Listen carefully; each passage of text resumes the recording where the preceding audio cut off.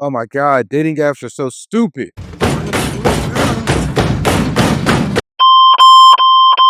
I'm sorry. Let me woosah. I gotta calm down a little bit. Okay, and we are back. Let's connect. Your destination for peak experiences. To create peak experiences, we have to refrain from doing stupid shit. And dating apps are on the chopping block today. Today, I'm going to give you 5 reasons why you should delete Tinder, Bumble, and whatever they call themselves, so that you can stop using your phone to destroy human connection. If this doesn't convince you to give up the insanity of dating apps, just do what everyone else is doing and complain on TikTok. And maybe, just maybe, your complaint is going to be the one that tips us over the threshold, and your TikTok is going to be the one that changes the course of human behavior. On the off chance your powers are off that day during your upload, let's jump into 5 reasons why dating apps are stupid so that you can delete them and rejoin humanity. Reason number 1, the zero effort trap. The most glaring issue that many people don't consider is the lack of effort that goes into using dating apps. Dating apps market themselves as the super easy, convenient way to find a relationship or, if you're lucky, get some cheeks. But stop and think about it for a second. What in your life have you ever achieved that has had any value by putting in the minimal amount of effort? I can't think of anything significant, and relationships are no different. On these apps, people do the bare minimum and expect the absolute most. People use volume as a way to compensate for the lack of investment. Think of it like investing money. If you had $100 to invest, dating apps are like scattering that $100 across thousands of different people, giving each person a few pennies. When your investment in each individual is so small, just a few seconds of swiping, it becomes incredibly easy to treat people like disposable commodities. If they are unable to satisfy our immediate superficial needs, we discard them and move on to the next. We can expect meaningful relationships to materialize when we view people with the value of expired coupons. It just doesn't work that way. Part 2, the web of lies. People lie all the time on dating apps.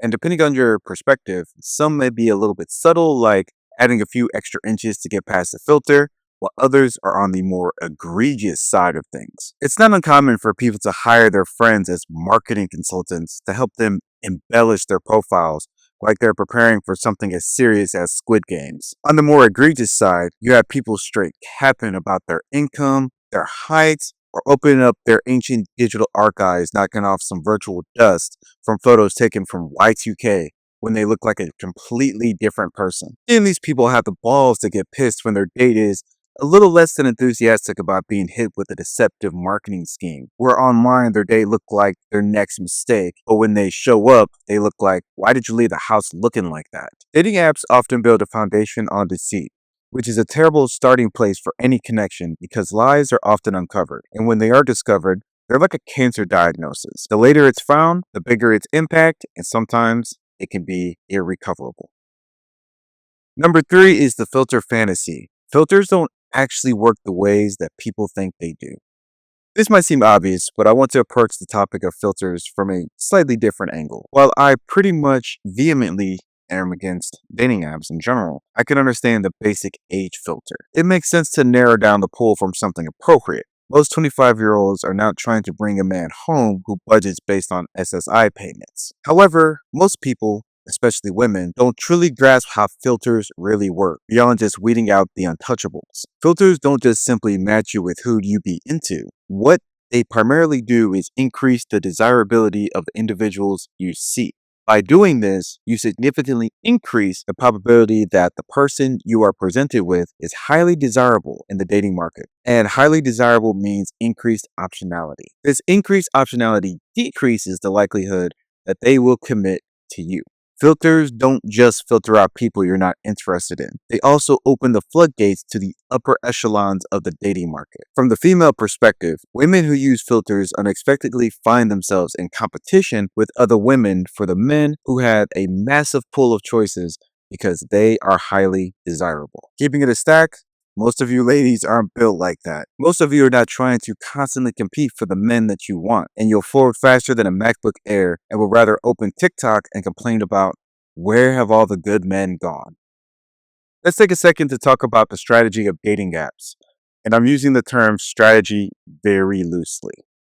This point seems to not cross the public consciousness, and it's insane. Take a moment and really consider how dating apps are designed to work, and you'll quickly realize how profoundly stupid they are. First, you download anonymous.com, then you spend mere seconds staring at carefully curated, in many cases deceptive pictures. If you're a man, you're more likely swimming in a sea of bots anyway. Then, presumably, you match with a stranger. After that, you're expected to somehow generate a genuine connection based on zero context. Then you have to meet this anonymous person and desperately hope they didn't lie about anything on their profile. Because it's not like people ever lie to get what they want from strangers, right?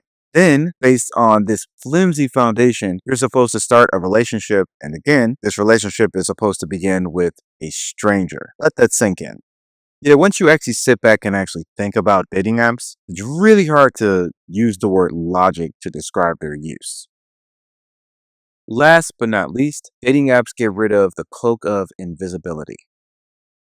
Finally, and perhaps the most damaging aspect of dating apps, is that they strip away something essential: invisibility. As I've discussed in my 7 Dimensions of Game video, game functionally allows us to put up a mental shield, separating us from the raw, often transactional, core elements of what we are doing. We do this in social interactions so we don't come across as sociopathic. Let's look at a common example: work. People go to work for money. However, if you march into a job interview and tell the hiring manager you have zero interest in their mission, their societal impact, their commitment to reducing emissions, their leadership style, or the importance of teamwork, and you're only there for the paycheck, you may as well stand up and march your ass right back out that front door. And it's not that these things are not important, they are. It's just that they're less important than the fundamental transaction, which is fundamentally exchanging your time and expertise to increase their profit margins. And for the unbelievers out there, see if you're willing to do the exact same job you're doing now, but only as a volunteer. I think you'll have your answer. Dating follows a very similar line of thinking. The fundamental core transaction of dating is that men are exchanging resources and commitment for sex, and women exchange sex for resources and commitment. If you take away those core motivations, men and women simply won't date. However, a man showing up to a first date with his credit score and bank statement in exchange for current nudes will probably qualify as psychotic. We don't articulate these raw truths out loud, even though they are often the fundamental reason why we're doing this thing in the first place. Yeah, didn't TLC famously sing about this to critical acclaim? And men certainly complain vocally about sexless marriages, so you have that. Dating apps strip away that invisible layer that shields us from the harsh realities of intersexual interactions. Without that cloak of invisibility, we're not playing or having fun. We're explicitly and directly negotiating the terms of our dating contract. And honestly, who wants to do that on the first date with a complete stranger? So there you have it, 5 compelling reasons why dating apps are detrimental to finding genuine connection. What do you think? Are dating apps the way to go, or should they get obliterated like the dinosaurs? I'd love to hear your thoughts in the comments below, and if you found this video helpful, don't forget to like, subscribe, hit that notification bell, and send this video to anyone who will receive value from it. As always, until next time, let's connect.